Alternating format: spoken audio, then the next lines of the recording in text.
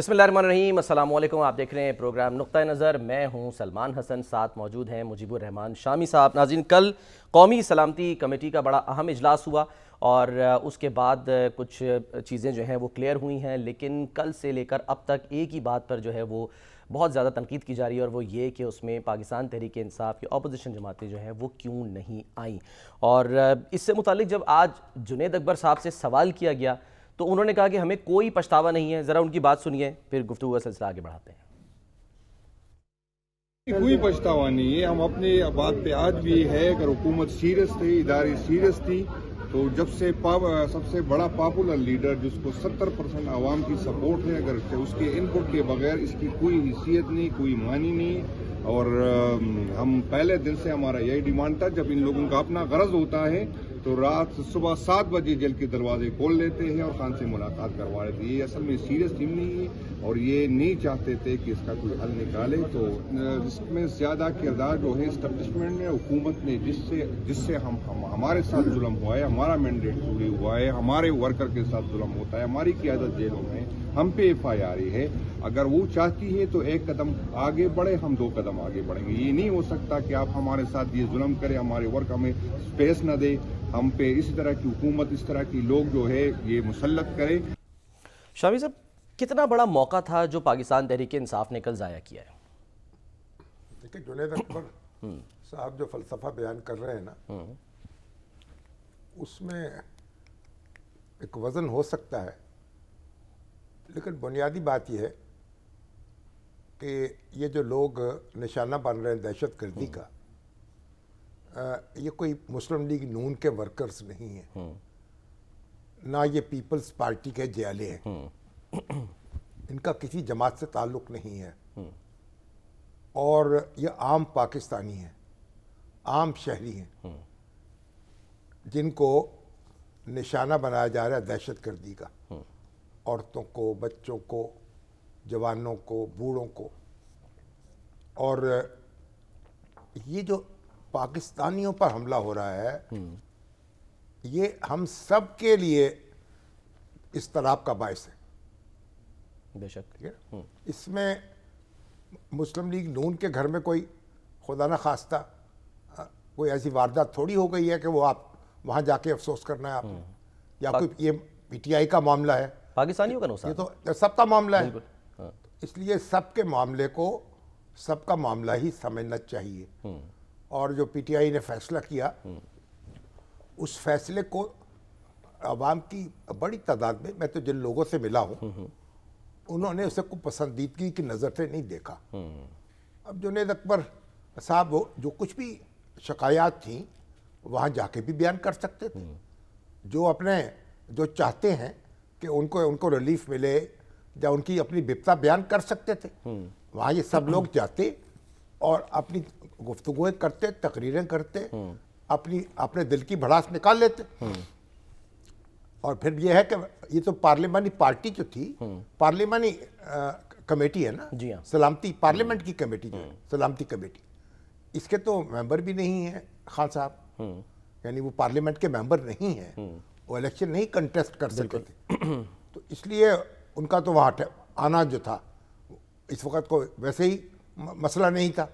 हाँ, ये बात दुरुस्त है कि अगर हुकूमत चाहती तो 7 बजे उनकी सुबह मुलाकात करा देती। मैं ये करा देनी चाहिए। और माजी में जैसे हुआ, जिस पर वो कह रहे हैं कि जी माजी में हुआ, जब अपनी ज़रूरत थी तो हुआ, आपने दरवाजे मुलाकात करा दी जाती तो ये बेहतर होता। लेकिन आप देखें, अब तो ये भी बात बड़ी देर वैसा है, कभी नवाज शरीफ साहब क्यों नहीं शरीक हुए। हाँ जी, हाँ, और मोहम्मद अली सैफ साहब यही कह रहे हैं कि जी अगर हम नहीं आए और हमने ना आकर दहशतगर्दों का साथ दिया तो फिर नवाज शरीफ साहब भी नहीं, उनकी तो फिर पूरी पार्टी मौजूद थी ना, उनके वज़ीर आज़म मौजूद थे, वज़ीर आला मौजूद थी, और तमाम उनके अरकान असम्बली जो जिनको बुलाया गया था वो मौजूद थे। तो वो एक पोजीशन तो नहीं है नवाज शरीफ साहब की। नवाज शरीफ साहब ने मुनासिब समझा कि भाई शहबाज शरीफ साहब मौजूद थे, लेकिन नवाज शरीफ साहब इस वक्त पाकिस्तान के सबसे सीनियर सियासतदान हैं, तजर्बाकार है, 3 बार वज़ीर आज़म रहे हैं, दहशत गर्दी के मामलात से बखूबी आगाह है, भारत से, अफगानिस्तान से डील कर चुके हैं, और एक दहशत गर्दी के तूफ़ान को उसके सामने बांध चुके हैं। और फिर जब उस वक़्त APS का हमला हुआ था, اس وقت انہوں نے سارے لیڈر اکٹھے کر لیے تھے, بالکل ساری جماعتیں پلان بنایا سر انہوں نے, عمران خان صاحب بھی موجود تھے اور دوسرے لوگ بھی موجود تھے, ایک مشترکہ لاہے ہم نے بنایا تھا.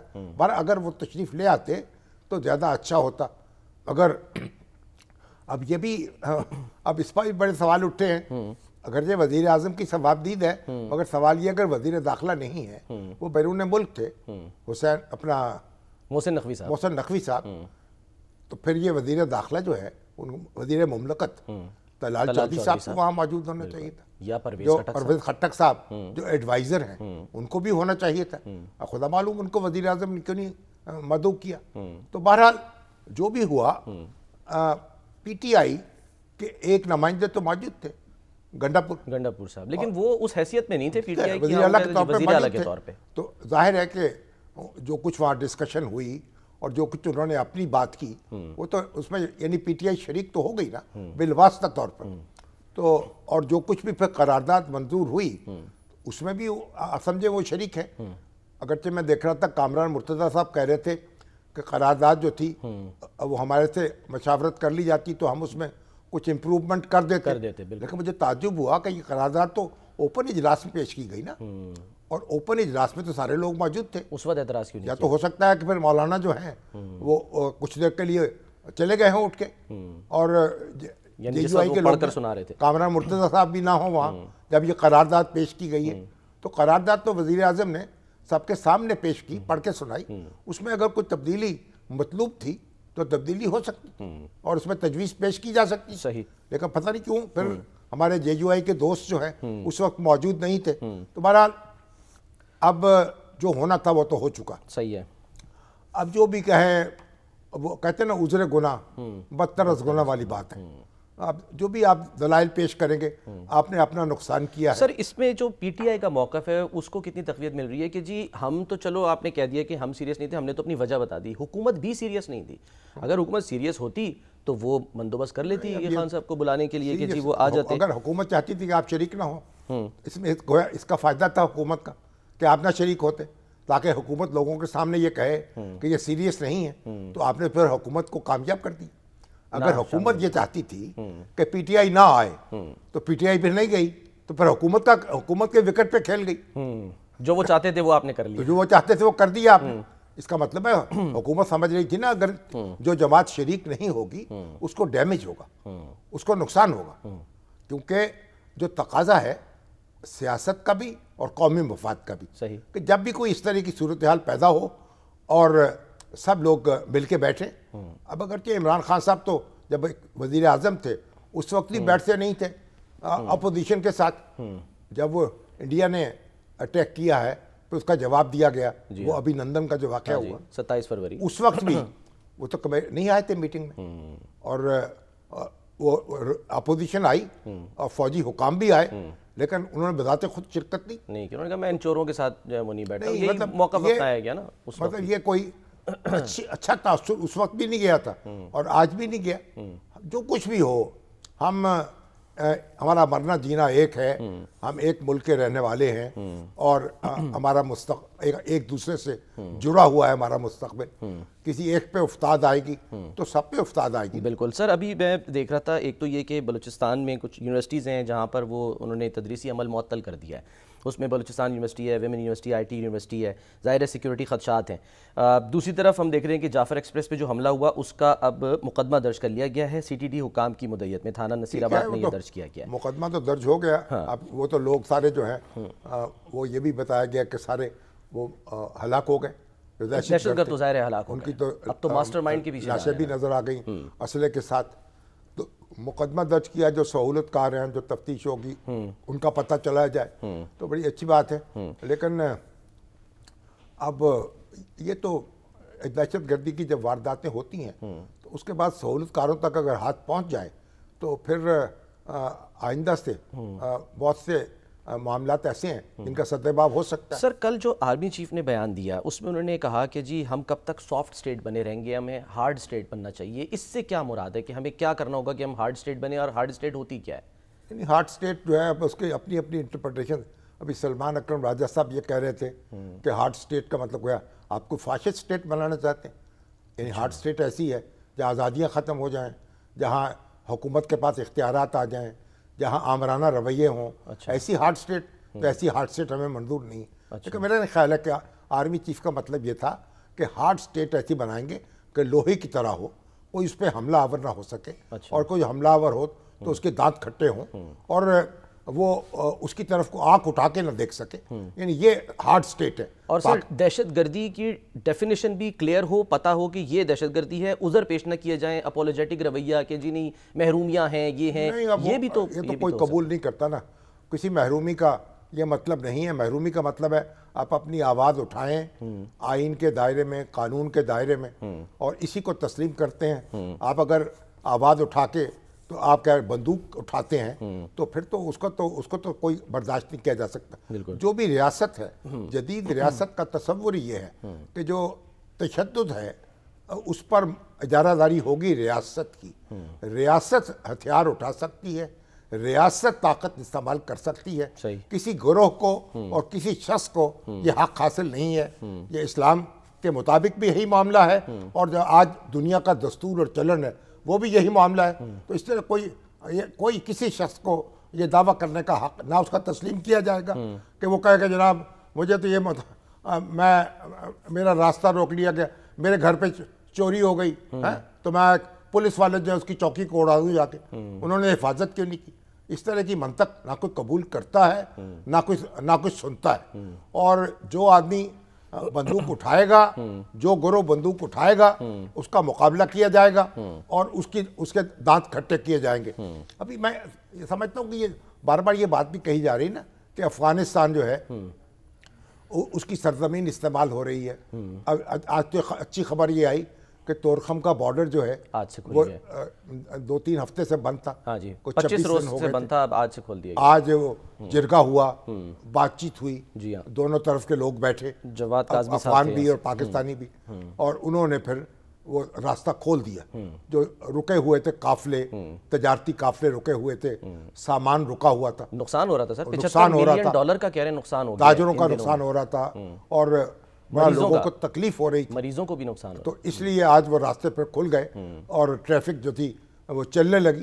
تو یہ ایک اچھی خبر ہے نا. اس کا مطلب یہ ہے کہ آپ مل بیٹھ کر اپنے اختلافات ختم کر سکتے ہیں اور جھگڑے نپٹا سکتے ہیں. تو ایک یہ آپشن جو ہے, جب کہا ہے نا کہ ہر آپشن جو ہے ہم استعمال کریں گے, تو ہر آپشن کا مطلب یہ کئی لوگ یہ انٹرپریٹ کر رہے ہیں کہ ہم سرحد پار جا کر بھی کارروائیاں کریں گے. اب یہ بڑا ایک خطرناک معاملہ ہوگا. خواجہ آصف صاحب نے اس کا اندیا دیا ہے, وہ کہہ رہے ہیں کہ ہاٹ پرسوٹ کر سکتے ہیں ہم. اس کے نتائج بھی ہوں گے نا. اس کے بعد یعنی آپ حد سے نہ گزرے, سرحد پار کارروائی کرنا جا کر, یہ ایک بہت ڈیبیٹیبل بات ہے. پاکستان کا حق ہے سر, لیکن یہ اگر اس کے خلاف سرزمین استعمال ہو رہی ہے وہ کر سکتا ہے, اس کا حق ہے پاکستان کا اپنے دفاع میں. میں نہیں سمجھتا. بین الاقوامی قوانین انڈیا کا کہتا ہے, انڈیا بھی جو یہ کہتا ہے نا ہمارے خلاف دہشت گردی ہو رہی ہے, ہم وہاں جا کے حملہ کریں گے, تو ہم نے کہا آؤ پھر دیکھو, مزہ چکھائیں گے تمہیں. بالکل چکھا بھی دیا. مطلب یہ بات چیت, افغان حکومت جو ہے اگر اس کی مشاورت سے یہ کام ہوتا ہے, وہ کہتی ہے ہماری وہاں تک رسائی نہیں ہے, ٹھیک ہے, آپ اسے نشانہ بنا لیں, یہ ہماری ایبلٹیز نہیں ہے, ٹھیک ہے. ہمیں دیکھیں نا, ایک پاؤں زخمی ہو تو دوسرے پاؤں پہ کلاڑی نہیں مار لینی چاہیے. تو معاملہ جو ہے جب ہر آپشن استعمال کیا جائے گا, اس کا یہ مطلب نہیں ہونا چاہیے کہ ہم جو چاہیں گے کریں گے. اچھا, آپشن کا مطلب یہ ہے کہ ہم مذاکرات بھی کرنے کو تیار ہیں, ہم ہتھیار کا اٹھانے کو بھی تیار ہیں, ہم دہشت گردوں کا ہر سطح پہ مقابلہ کرنے کو تیار ہیں. تو یہ نہ ہمیں مذاکرات سے انکار کرنا, اسی لیے مطالبہ ہو رہا ہے نا. اپوزیشن کی بعض جماعتیں ہیں, خود جمیعت علماء اسلام کی طرف سے یہ بات ہو رہی ہے کہ بھئی صرف جنگ آپشن نہیں ہے. جو اس کے جو افغان سرزمین اگر استعمال ہو رہی ہے تو اس پر ہمیں افغانوں سے بات کرنی چاہیے, افغان حکومت سے بات کرنی چاہیے. اور پھر یہ بھی کہا جا رہا ہے نا کہ یہاں ہزاروں لوگ واپس آ گئے تھے, جو بانی پی ٹی آئی لے کے آ گئے تھے بادشاہ صاحب کے دور میں. تو اگر وہ واپس آ گئے تھے تو اس کا مطلب یہ ہے کہ وہ بھی یہاں بیٹھے بھی کارروائیاں کر رہے ہیں نا. اس کو بھی اگر ان کے سہولت کار ادھر ہے تو وہ تو یہاں موجود ہے, تو ہمیں ان کو قابو کرنا ہے نا. تو ہمیں یہ اس کا دائرہ جتنا ہم پھیلا دیں گے اتنا مطلب مشکلات بھی پیدا ہو سر اس میں انسانی ہمدردی کا ایلیمنٹ بھی آ جاتا ہے کہ جی اب وہ جو افغانی جن کو یہاں پر رکھا گیا کہ جن کو کہا گیا تھا کہ جی امریکہ جو ہے وہ بھیج دیا جائے گا, جنہوں نے امریکہ جانا تھا وہ بیچارے جو ہے وہ نہیں جا سکے. اب ٹرمپ کی حکومت آئی ہے, انہوں نے ویزا دینے کو تیار نہیں ہے. اب ان کو کیا کریں, دیکھیں ان کو واپس دھکیلیں گے تو ان کا کیا کہ انسانی المیہ جو ہے وجود میں آ جائے گا. پھر یہ ہے کہ لاکھوں لوگ جو یہاں رہ رہے ہیں ان کو کیسے واپس کریں گے, جن کے کاروبار کیسے پرسویٹ کریں گے. یہ بھی افغان حکومت کو بھی چاہیے کہ اپنے لوگ واپس لے کے جائیں, کیونکہ دیکھیں جب بھی کہیں مہاجر بیٹھتے ہیں تو عارضی ٹھکانہ ہوتا ہے نا ان کا.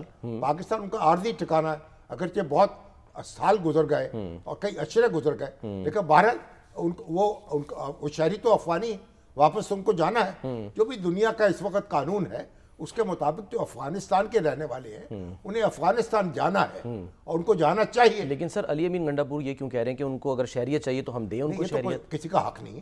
علی امین گنڈاپور کل کہے مجھے امریکہ کی شہریت دی جائے, ہم یہ کہہ سکتے ہیں ہمیں افغانستان کی شہریت دی جائے. جو تقسیم ہوئی ہے ملکوں کی اس کے مطابق ہر ملک کا حق ہے کسی کو شہریت دے یا نہ دے. تو یہ تو اپنا ایک پروسیس ہے. مگر یہ کسی ملک سے کوئی شہری آئے اور کہے جی ہمیں 10 سال ہو گئے رہتے ہوئے مجھے شہریت دے دی جائے, یہ تو ایک بہت مذاقہ خیز بات ہے. اور جو افغان شہری ہے وہ افغان شہری ہے, اسے افغانستان جانا ہے, اس کا وطن ہے افغانستان, اور اپنا وطن جو ہے تو سب کو پیارا ہوتا ہے. اور ایسے حالات پیدا ہونے چاہیے وہاں. ہمارا طالبان حکومت جو ہے اس کی بھی ذمہ داری ہے کہ لوگوں کو واپس لے. صحیح ہے. اچھا سر, پی ٹی آئی نہیں آئی ٹھیک ہے, لیکن اب اپوزیشن جو الائنس ہے اس نے کے پی اور بلوچستان کے حالات پر آل پارٹیز بلانے کا فیصلہ کر لیا ہے, اور اس میں انہوں نے لطیف کھوسہ صاحب جو ہیں اس کو کمیٹی کا سربراہ بنا دیا ہے. اس کے علاوہ اسد قیصر صاحب ہیں جو کہ رابطہ کمیٹی کے سربراہ ہوں گے, صاحبزادہ حامد رضا ہیں. تو یہ اب جو جماعتیں ان کی تحریک تحفظ آئین میں شامل ہیں اس کے علاوہ بھی دوسری جماعتوں کو بھی بلائیں گے, حکومت کے علاوہ. وہ کہہ رہے ہیں جی حکومت کے علاوہ جو ہے جماعت اسلامی بھی ہے, تحریک لبیک بھی ہے, اور جو دوسری جماعتیں بھی ہیں بلائیں. اچھی بات ہے. مہرنگ بلوچ بھی ہیں, وہ تو مہرنگ بلوچ کو تو پی ٹی آئی جو ہے خاص طور پہ توجہ کو مرکز بنائی کہ ان کے طرف چاہتی کہ ان سے بھی بات چیت ہو. اچھی بات ہے. اگر اپوزیشن جو ہے وہ اب ایک جماعتوں کو اکٹھا کرنا چاہتی ہے اور دہشت گردی کے خلاف آواز بلند کرنا چاہتی ہے, اچھی بات ہے, اکٹھا کرنا چاہیے. سر لیکن بغیر ریاست, یعنی ریاست چاہتی تھی نا ان کو آن بورڈ کرنا, ریاست تو آن بورڈ چاہتی تھی کہ یہ ہوں, اپنے طور پہ کیسے کریں گے, اپنے طور پہ کیا کر لیں گے؟ یعنی اگر مل بھی جاتی ہیں آل پارٹیز کانفرنس ہو بھی جاتی ہے, مشورہ کریں گے, کوئی بیان جاری کریں گے, کوئی دہشت گردی کی مذمت کریں گے, کہ اس کا مقابلہ کرنے کا کوئی طریقہ کار تجویز کریں گے, کوئی حکومت سے کوئی بات چیت کرنی ہوگی, اس میں کوئی بری بات نہیں ہے. اگر تمام مخالف سیاسی جماعتیں یا جو جماعتیں حکومت سے باہر ہیں وہ اکٹھی ہو کر وہ بھی کوئی لاہے عمل اختیار کرتی تو وہ بھی ایک قومی دھارا جو ہے اس میں تو شامل ہوں گی نا, ساری اکٹھی ہو کر اپنا نقطہ نظر بیان کریں تاکہ ہمیں بھی پتہ چلے وہ کیا چاہتی ہیں, کیا مقصد ان کے پیش نظر ہے, اور کس طرح وہ اس دہشت گردی کو ڈیل کرنا چاہتی ہیں. تو یہ اچھی بات ہے, بری بات نہیں ہے. ٹھیک ہے, دیکھتے ہیں سر پہ کون کون سی جماعتیں ہیں. ابھی تو وہ خبر یہ بھی آ رہی ہے ایم کیو ایم جو ہے اس نے رابطہ کمیٹی کا اجلاس بلا لیا کہ وہ بھی شاید پتہ نہیں سوچ رہے ہیں, ایم کیو ایم والے وہ سوچ رہے ہیں کہ حکومت سے ہم الگ جو ہے نا وہ ہو جائے. ایم کیو ایم کی تو اپنی مرضی ہے نا, اس وقت تو کوئی مسئلہ یہ نہیں ہے. ایم کیو ایم کا مسئلہ تو زیر بحث نہیں نا. ایم کیو ایم کا بھی وزیر بنے ہیں مصطفیٰ کمال صاحب, وہ تو کمپین چلا رہے ہیں ہیپاٹائٹس سی کے خلاف, بڑے جوش و خروش سے. وزیر اعظم نے انیشیٹو کا اعلان کیا ہے, آصر اقبال صاحب بھی اس میں پیش ہیں, اور ڈاکٹر سعید اختر صاحب بھی. یعنی پورے پاکستان کو ہیپاٹائٹس سی سے پاک کرنا ہے, اس کو ختم کرنا ہے. تو مصطفیٰ کمال اس میں بڑے لگے ہوئے ہیں جی جان سے. تو یہ تو ایم کیو ایم حکومت میں رہے یا نہ رہے اس وقت یہ زیر بحث نہیں ہے, اور فرق بھی شاید نہیں زیر بحث ہے. جو جماعتیں حکومت میں نہیں ہیں ان کو پی ٹی آئی اکٹھا کرتی ہے تو اکٹھے ہوں, وہ ان کا بھی ایک نقطہ نظر سامنے آ جائے گا.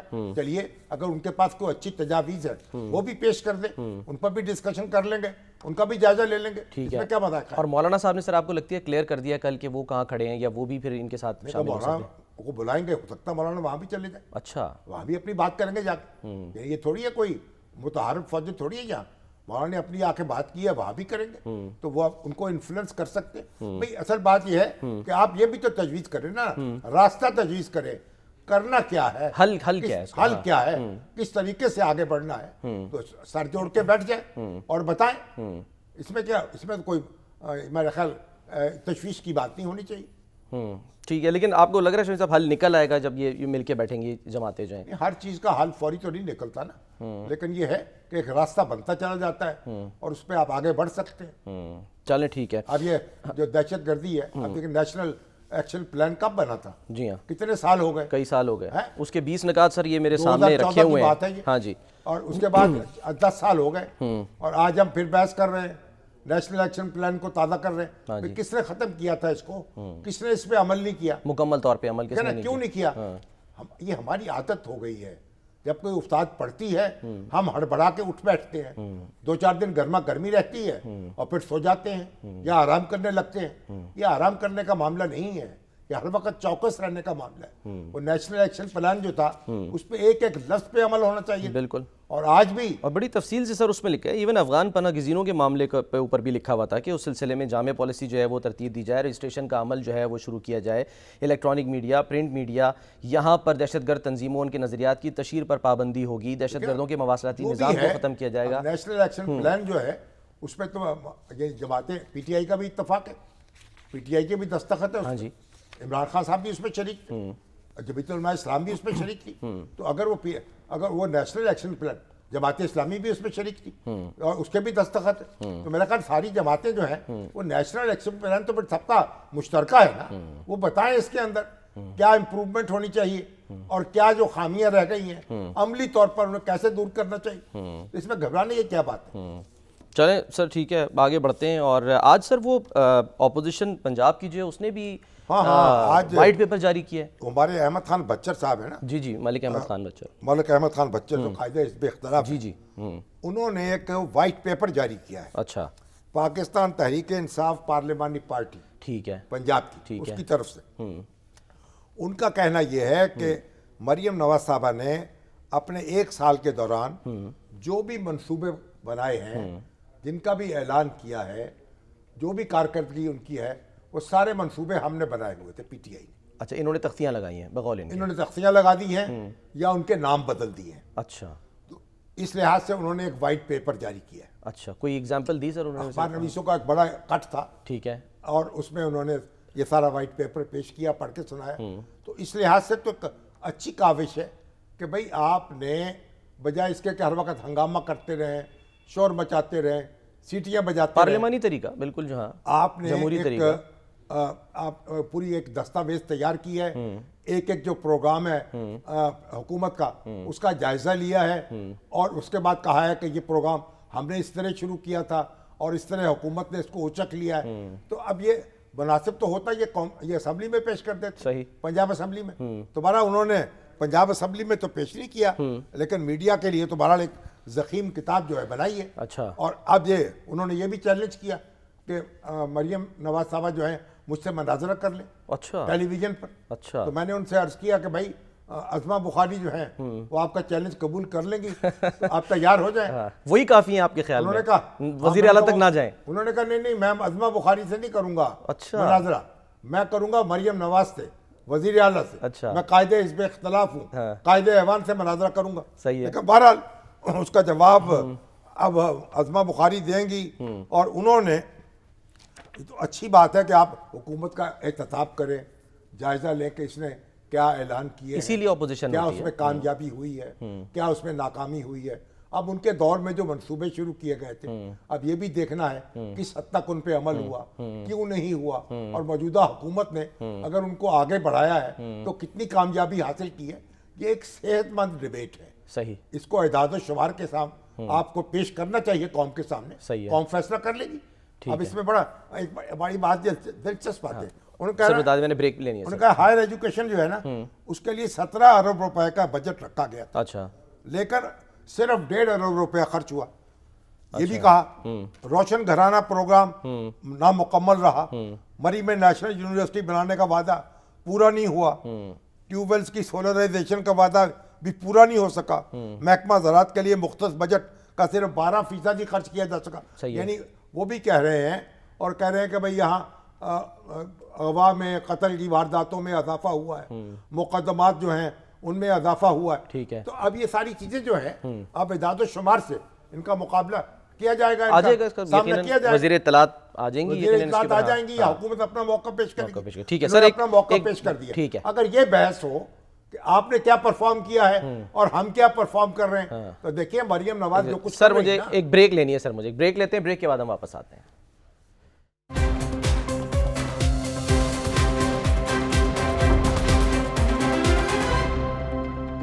Welcome back. شامی صاحب, پاکستان نے ایک قدر نوجوان ٹیم جو ہے وہ نیوزی لینڈ بھیجی, تو اس کے ایک پلیئر ہیں حسن نواز.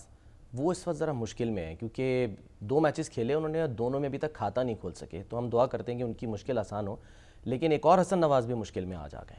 خبر آئی ہے کہ جی حسن نواز صاحب جو کہ سابق وزیراعظم نواز شریف صاحب کے صاحبزادے ہیں, ان پر 5.2 ملین پاؤنڈ 52 لاکھ پاؤنڈ کا جرمانہ عائد کر دیا گیا ہے کہ انہوں نے ٹیکس کی مد میں پے نہیں کی. آپ کو یاد ہوگا انہوں نے جو ہے وہ اپنی بینکرپسی جو ہے وہ فائل کی تھی. تو اب وہاں کی جو حکومت ہے وہ کہتی ہے کہ نہیں جی آپ نے ٹیکس جو ہے وہ تو پے کرنا ہی کرنا ہے, جو وہاں کے ٹیکس حکام ہے. ہاں جی. تو حسن نواز جو ہے سر تو برطانیہ کے شہری ہیں نا, تو ان کے پاس وہاں کی شہریت ہے, تو پھر ظاہر ہے برطانوی حکام کے ساتھ وہ نپٹ لیں گے, حکام ان کے ساتھ نپٹ لیں گے.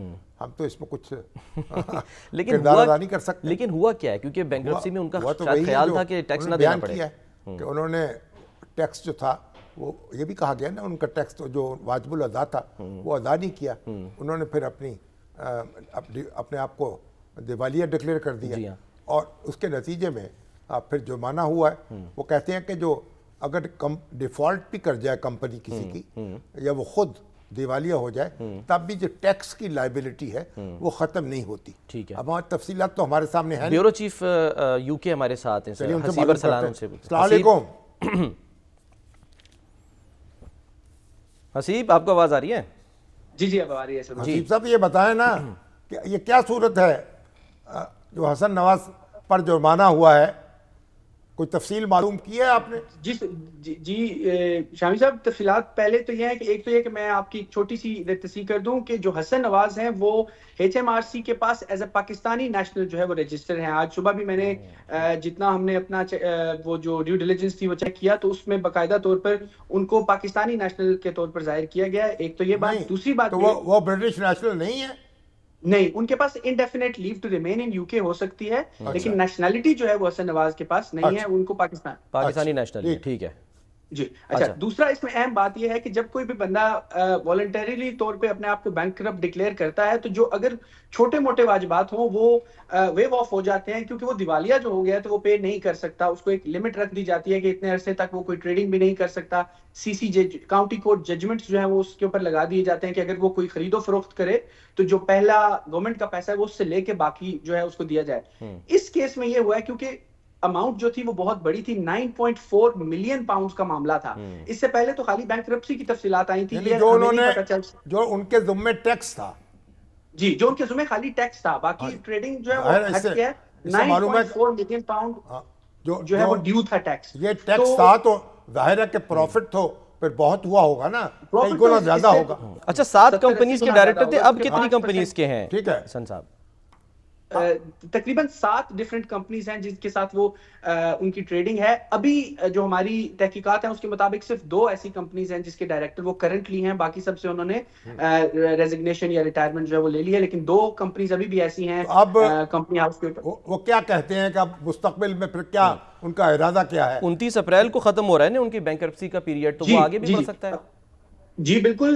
میری ابھی ایک ٹیکس ماہر ہے, ابھی پروگرام سے کچھ دیر پہلے میری ان سے بات ہوئی. میں یہ جاننا چاہ رہا تھا کہ یہ ایسی کوئی بریچ ہے جس کے نتیجے میں ان کو سزا بھی ہو سکتی ہے یا جیل وغیرہ ہو سکتی ہے. تو ان کا یہ کہنا تھا کیونکہ یہ ایک پبلک وہ ایک سول میٹر ہے, تو سول میٹر کے اوپر جیل وغیرہ جو ہے وہ نہیں ہو سکتی, لیکن یہ ہے کہ ان کی جو لمٹ ہے وہ بھی بڑھ سکتی ہے, ان کے اوپر ٹریڈنگ جو ہے وہ اس کا بین لگ سکتا ہے. لیکن جو HMRC ہے وہ حتی الامکان کوشش کرے گی کہ وہ ٹیکس کی وصولی بھی اور جو ان کے اوپر جرمانہ لگا ہے 5.2 ملین پاؤنڈز کا اس کو وصول کرنے کی کوشش بھی کرے. تو حسن نواز صاحب کیا کہتے ہیں؟ اتنے ایسٹس ہیں کہ وہ یہ ادا کر سکے, ویلنگ بھی ہے. جو ہماری تحقیقات ہیں اس کے مطابق ابھی تک جو ہے برطانیہ کی جو ورکنگ کمپنیز ہیں ان میں ایسے اتنے ایسٹس جو ہے وہ نہیں ہیں حسن نواز کے نام پہ جن کو کوئی ایسٹ کلیم کیا جا سکے. سلمان صاحب آپ نے پوچھا کہ حسن نواز کا کیا موقف ہے, تو ان سے ڈائریکٹلی تو ہماری بات نہیں ہو سکی, لیکن جو ان کے قانونی ماہرین ہیں ان سے ہماری بات ہوئی اور ان کا یہ کہنا تھا کہ یہ معاملہ جو ہے بہت پرانا معاملہ ہے, جس کے جو ہماری نظر میں ڈیو ٹیکسز تھے وہ ہم نے پے کر دیے تھے. 2015 سے 16 کا یہ ٹینیور ہے, تو پھر 2018-19 میں دوبارہ اس کو تحقیقات کو کھولا گیا اور ہم نے ان سے ڈسپیوٹ کیا کہ یہ ٹیکس جو ہے اب ہم نہیں اس لیے پے کرنا چاہتے کہ یہ بہت عرصہ گزر چکا ہے اس معاملے کو اور ہماری نظر میں اس کو پے نہیں کرنا چاہیے. جس کے بعد انہوں نے اس کو پرسیو کیا اور ہم نے والنٹریلی طور پہ اپنے آپ کو بینکرپٹ ڈکلیئر اس لیے کیا کہ ہم وہ پے نہیں کرنا چاہتے تھے. اس لیے ایک پرانی کہانی ہے, تو اس لیے ہم اس پہ مزید کوئی پرانی ہو یا نہیں ہو, جب انہوں نے ان کے ذمے جرمانہ کر دیا تو ادا تو کرنا ہوگا یا پھر ان کو عدالت میں اپنا مقدمہ لڑنا ہوگا. جی جی بالکل ایسا ہی ہے. اور آج جو لسٹ شائع کی ہے HMRC نے اس میں تقریباً 80 سے 90 لوگ ہیں اور حسن نواز کا نام جو ہے وہ بالکل رائٹ ایٹ دا ٹاپ دوسرے نمبر پہ ہے, جس سے آپ اندازہ لگا سکتے ہیں کہ کتنی بڑی اماؤنٹ ہے. تو اتنے آسانی سے تو HMRC اس کو چھوڑے گا نہیں, لیکن آن دا ادر سائیڈ جو ہماری ان سے بات ہوئی, میرا نہیں خیال کہ ان کا کوئی ایسا ارادہ ہے. چلیے اب اس میں بہت بہت شکریہ. حسن نواز کو چاہیے کہ ایک تفصیلی بیان جاری کریں جس میں اپنے حقائق واضح کریں, اپنا نقطہ نظر واضح کریں, کیونکہ ایک ان کا معاملہ ہے تو ہم اس میں کیا سارائی تو نہیں کر سکتے. جو بھی قانونی افسر ان کے سامنے ہوں گی ان کو فائٹ کریں گے. ٹھیک ہے, عدالتی معاملات کی ہم بات کرتے ہیں. آج سے اسلام آباد جو ہائی کورٹ کے جسٹس اعجاز اسحاق صاحب ہیں, بہت برہم مناظرہ ہو رہا ہے. ہاں جی, سردار اسحاق صاحب, جی ہاں, سردار اعجاز اسحاق صاحب, ان کے پاس ایک مقدمہ زیر سماعت تھا مشال یوسف زئی کا کہ جی خان صاحب سے ملنے نہیں دیا جا رہا, تو وہ لے کر توہین عدالت کا وہ مقدمہ معلوم ہوا تو اس کو ٹرانسفر کر دیا گیا ہے ایک لارجر بینچ کے سامنے. آج اس کی 6ठी سماعت ہونی تھی. ویسے سردار صاحب بھی جو ہیں وہ سینیورٹی میں 6ٹھے نمبر پہ, رجسٹرار کو بلا لیا, ہاں جی, ایڈوکیٹ جنرل کو بلا لیا. ان کا کہنا یہ ہے کہ جو مقدمہ زیر سماعت ہوتا ہے اس کو ٹرانسفر نہیں کیا جا سکتا پراپر جوڈیشل یعنی اس کے ذریعے کارروائی کے ذریعے. انہوں نے جو ریمارکس دیے ہیں کہ یہ کرنے کے بجائے میری عدالت کی بنیادوں میں بارود رکھ کر اڑا دیتے, یہ کہا ذرا رضوان قاضی صاحب ہمارے جو رپورٹر ہیں, انہوں نے وہاں سب کچھ دیکھا اپنی آنکھوں سے. وہ جب آپ زیر سماعت مقدمہ وہ کیسے ٹرانسفر ہوگا, تو پھر تو جوڈیشری جو ہے اس کی آزادی جو ہے اس کا تصور جو ہے جج کی مرضی کے بغیر جو سن رہا ہے اس کی مرضی کے بغیر. صاحب یہ کیا ہوا, ہمارے کیوں غصہ آ گیا سردار صاحب کو؟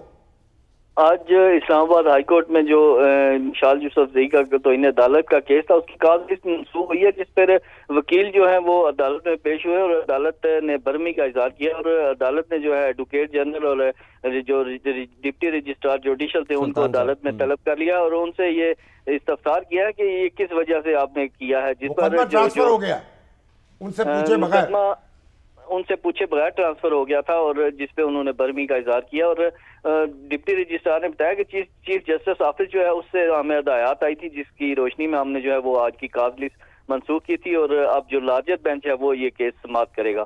تو جس پر جسٹس سردار اعجاز اسحاق خان نے جو سیکشن 6 اور 7 ہیں اس کے تحت ایڈوکیٹ جنرل اسلام آباد اور ڈپٹی جو رجسٹرار جوڈیشل ہیں جو کاز لسٹ وغیرہ تیار کرتے ہیں ان کو عدالت میں طلب کیا تھا. اور عدالت میں طلب کرنے کے جس وقت طلب کیا تو جسٹس سردار اعجاز اسحاق خان نے ریمارکس بھی دیے ہیں اور انہوں نے اسٹیٹ کونسل سے استفسار کیا ہے کہ جو کچھ یہ ہوا ہے اس میں آپ لوگ بھی کیا ملوث ہیں, جس پر اسٹیٹ کونسل نے کہا کہ ہمارے علم میں تو یہ چیزیں نہیں تھی, یہ پرائیویٹ وکیل کے ذریعے درخواست دی گئی تھی. جس پر جسٹس سردار اعجاز اسحاق خان نے کہا کہ کیس منتقلی کے لیے متفرق درخواست کس قانون کے تحت دی گئی تھی, کیا ریاست جج کی مرضی کے بغیر کیس لارجر بینچ کو منتقل کرنے کی حمایت کرتی ہے؟ یہ کرنے کے بجائے اگر آپ میری عدالت کی بنیادوں میں بارود رکھ کر اڑا دیتے. اور عدالت نے جو ہے وہ توہین عدالت کی کارروائی سٹارٹ کر دی ہے. اور ہوا کیا اب یہ مقدمہ کہاں اس کی سماعت ہوگی؟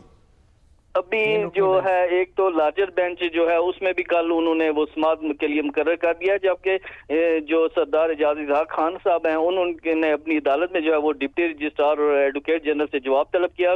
کل صبح انہوں نے 10:30 بجے دوبارہ انہوں نے جو کہا تھا کہ ہم سماعت کریں گے, اگر کاز لسٹ میں نہیں آتا تو پھر بھی ہم جو ہے وہ کیس کو کال کریں گے. چلیں ٹھیک ہے, بہت بہت شکریہ رضوان قاضی. اب ایک طرف چیف جسٹس صاحب ہیں, دوسری طرف سردار صاحب ہیں. بھائی ہم تو مؤدبانہ درخواست ہی کر سکتے ہیں کہ دھیمے رہیں, معاملہ طے کر لیں. لوگ اپنے تنازعات طے کرنے کے لیے عدالت کے پاس جاتے ہیں, ہائی کورٹ کی طرف جاتے ہیں. اب ہائی کورٹ کے اندر اس طرح کی صورتحال پیدا ہو تو اس پہ پھر صدمہ تو پہنچے گا. بالکل سر, ہمارے دل تو کھٹے ہوں گے نا. چیف جسٹس یحییٰ آفریدی صاحب نے قدم اٹھایا ہے, انہوں نے سر کرپشن سے متعلق ہاٹ لائن قائم کر دی ہے, اس کا نمبر بھی کسی کو شکایت ہو, ہاں جی نمبر انہوں نے اس کا دے جو ہے عدالتی عملے کے حوالے سے, ہاں جی اگر کوئی رشوت طلب کرتا ہے تو آپ اس نمبر پہ فوراً بتائیں. جو یعنی مختلف نقل دینے کے, روپکار دینے کے, کیس لگانے کے پیسے طلب کرتے ہیں, یہ بھی شکایات ہو گئی تھی نا پیدا. ٹھیک ہے, تو اس میں کچھ اچھی بات ہے جب کسی کو شکایت پیدا ہو تو وہ رابطہ کر سکے, مؤثر کارروائی ہو سکے. ٹھیک ہے, اور سپریم کورٹ, ابھی تو سپریم کورٹ میں میں مقدمات جو ہیں ان کی سماعت نہیں ہوتی ہے. وہ جو نیشنل بینک کے پینشنرز ہیں وہ رو رہے ہیں, توہین عدالت کا کیس کیا ہے, اس کی سماعت نہیں ہوئی, درخواست دیتے ہیں اس کی سماعت نہیں ہوتی. تو سپریم کورٹ کو یہ بھی غور کرنا چاہیے. ایک بریک لیتے ہیں سر, ایک بریک کے بعد واپس آتے ہیں.